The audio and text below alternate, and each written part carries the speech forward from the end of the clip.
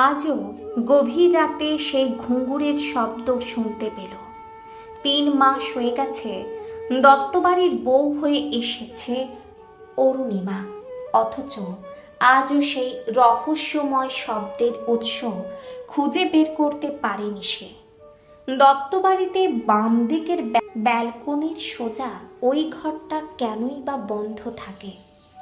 আসলে ঘুঙুরের শব্দ অরুণিমার খুবই প্রিয়। ছোটবেলা থেকে নাচ ছিল তার প্রাণ। সে একটি নাচের স্কুলের শিক্ষিকাও ছিল। নৃত্যের প্রতি তার ভালোবাসা ছিল সীমাহীন। কিন্তু সেই স্বপ্নে যেন হঠাৎ করে ছেদ পড়ে যায়। যেদিন দত্তবাড়ির ছেলে উজান তাকে দেখতে আসে, সেদিন অরুণিমার বাবা বলেছিলেন, মা, তুই যে নাচের শিক্ষিকা, এই কথাটা ছেলের পরিবারকে বলবি না। অরুণিমা অবাক হয়ে বলেছিল, কেন বাবা? তাদের তো আমার সম্পর্কে সব কিছুই জানা উচিত, আর আমি নাচ ছাড়তে পারবো না। তার বাবা দীর্ঘশ্বাস ফেলে বলেছিলেন, উজান খুব ভালো সরকারি চাকরি করে, মানুষ হিসাবেও অসাধারণ। এমন ছেলে আমরা হাতছাড়া করতে চাই না।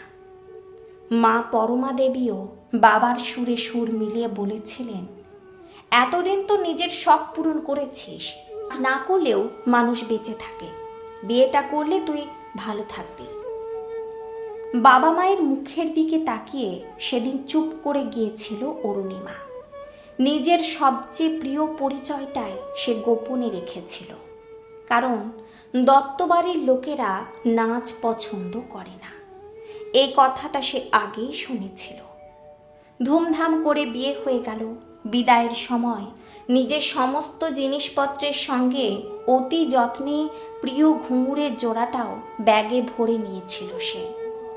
শ্বশুরবাড়িতে এসে সবার অগোচরে সেগুলোকে লুকিয়ে রেখেছিল। দত্তবাড়িতে এসে অরুণিমা সবচেয়ে বেশি আপন করে পেয়েছিল তার শাশুড়ি রূপা দেবীকে। তিনি যেন সত্যিই মেয়ের মতো আগলে রাখতেন তাকে।